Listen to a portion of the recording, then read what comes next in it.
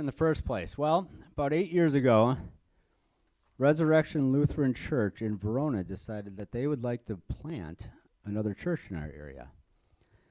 And so a committee was formed, and we met about once a month here in Mount Horeb for about a year, and Good News Lutheran was born.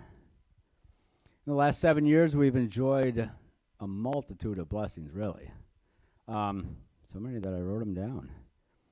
One I didn't write down, which was one of the most important things, was a full-time pastor after the first year, which is not the norm. When Pastor Bauer accepted the call here, mornings with mommy, soccer camp, new resident visits, canvassing, being at the art fair, being in the frolic parade, Taste of Mount Horeb, last year's Christmas concert.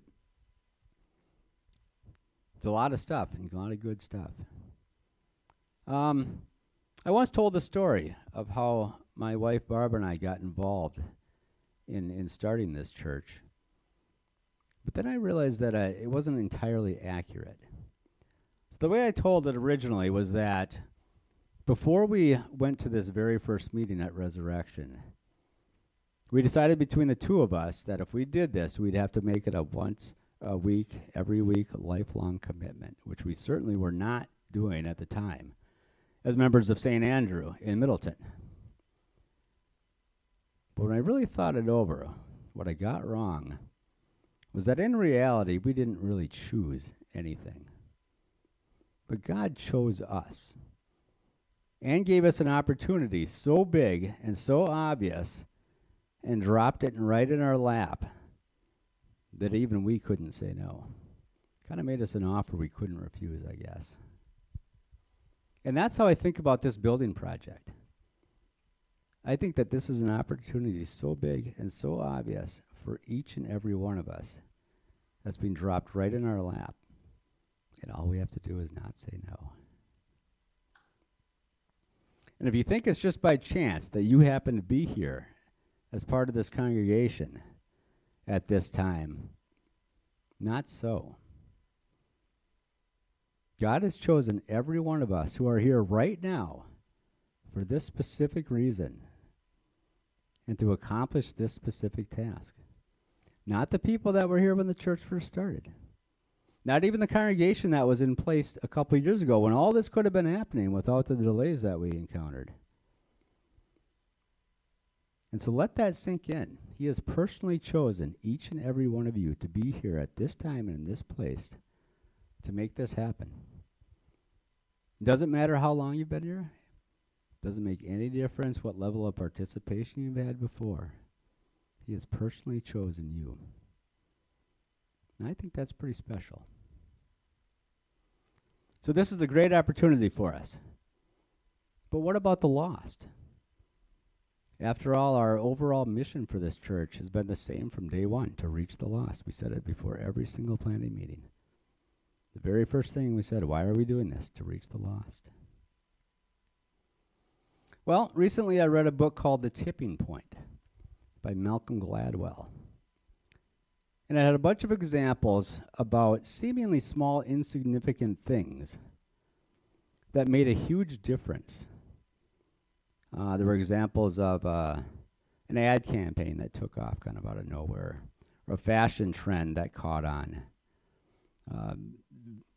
Drastic changes in the crime rates in certain areas, all because of one very small thing that wasn't very obvious. And so what's the tipping point for the people that we're trying to reach? The obvious answer, it would seem, would be the gospel. But maybe it isn't. After all, the gospel is preached and taught here every week, and always has been, and always will be. We already have Bible class. We already have Sunday school. We already have small groups, and all kinds of other things to get involved in.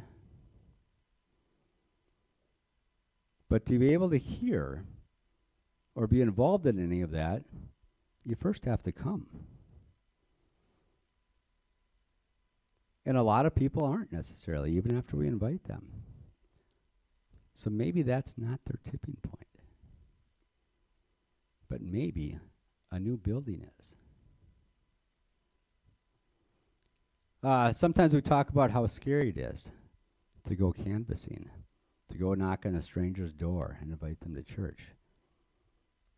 But not very often we talk about how scary and gutsy it must be for someone to come to a new church for the first time. And then make that church in a strip mall in an old video store space. I can't even imagine. And so it's happened in a lot of other places, and especially even around here. When Resurrection in Verona and when Lord of Love in DeForest built their churches, their attendance shot up almost immediately. And almost everybody that came that was new said a variation of the same thing. We really liked what we heard about your church, and we really liked your pastor when he came and visited us. We just weren't sure about that strip mall. And so while a building certainly is not Christ's church, and it isn't, it could have an entirely huge impact on getting someone to come to hear about what Christ's church really is. Thank you.